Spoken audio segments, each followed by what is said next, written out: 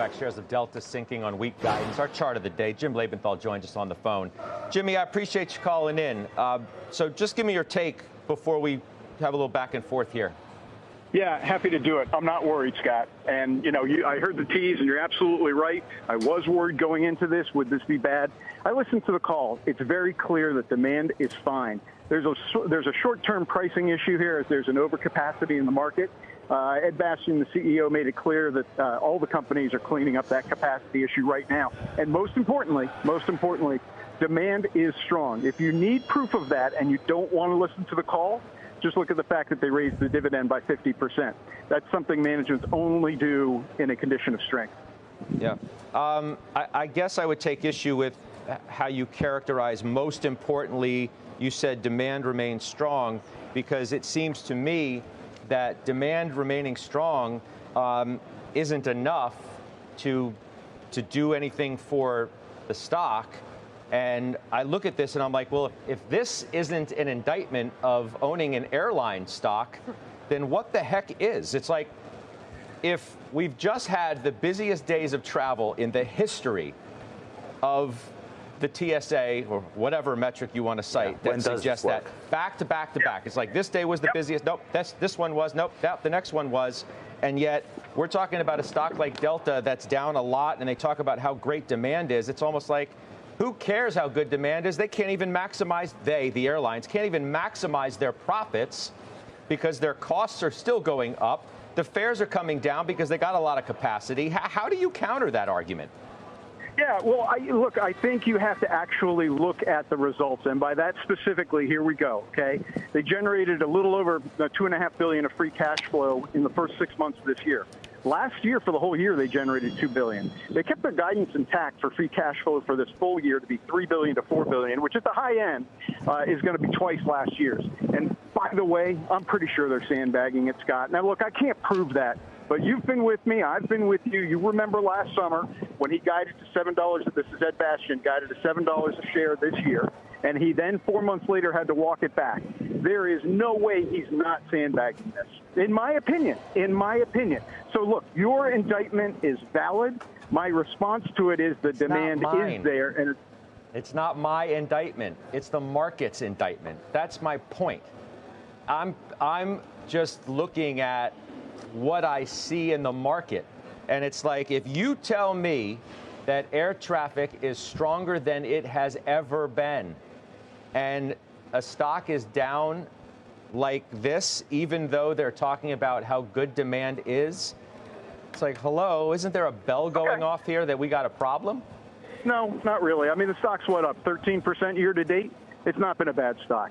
Look, this setback is expected when you have guidance come in below estimates. That's expected. You know that as well. You know me, I'm also a fundamental analyst. I'm not going to back off of what I just said, Scott. The demand is there. The pricing's going to come up, and they've guided to pricing coming up as this quarter goes through, as capacity in the entire industry starts to come down. This is not the stock to worry about. The stock to worry about is a Southwest or an American where they have too much capacity and no pricing power. Go ahead, Josh.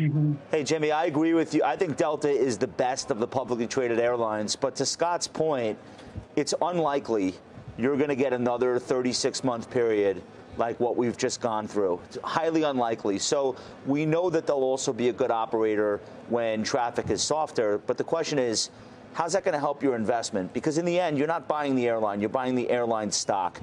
And clearly, nobody wants the stock. It's trading at 2014 prices. So we have to assume this is a better company than it was 10 years ago. Why isn't it selling at the same price? So to me, it's like, you might be right about how good the company is. If nobody wants to own the stock, it's not going to help. Yeah, listen, fair points. You know I'm not one who follows the crowd. You know I'm one who will call out when I think the crowd's wrong. You're a real maverick. Okay. Let's look at a 10-year chart. Wait. I haven't been in it 10 years, so that's not relevant. What's relevant is not the last 10 years. No. Wait.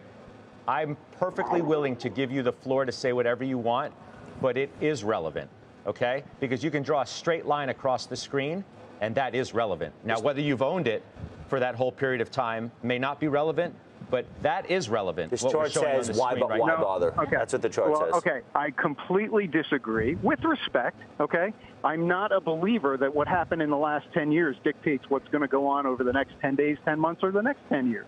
What matters to me, guys, and this is important, they paid down $2 billion of net debt in the first 6 months of the year. That's after doing the same amount in all of last year. They're going to continue to do that. This is a company that has cleaned up its balance sheet massively. They just increased their dividend as a strong sign of how they look at their business. You want to look at the last 10 years, you can go ahead. I don't invest in the rearview mirror. I never have, and you guys know that about me. You know that about me, to my fault and to my advantage. Jimmy, I appreciate it. That's why we love having you on. Hey, listen, this is a Unafraid to good kick it around. spirited debate. This got me charged up, guys. Wow. All right. You stay charged. Stock is 5 times earnings, basically trading like a Russian gold mine. I don't know. They're trading stocks. I'm sorry. I think it's not a good investment. I think you can catch these things when they get really oversold and maybe the expectations are too low, and then they beat to the upside and people get excited for a little while, and you can make money there. Always just like a Russian mining stock would be. They're always cheap and they're trading stocks. They're very tough run businesses. I mean, it's just really, really tough to run. I mean, I think when Buffett went down the slide and got off, sort of like, okay, we get it. He had to. If Buffett was the largest shareholder in the 6 biggest American airlines, they could never have been bailed out by the government. Imagine the optics of that. World's richest man bailed out by U.S. taxpayer. He had to sell to save the airlines. Nobody's given him credit for that yet. Because of fundamentals. I don't think so. I think he would have bought more. I honestly do.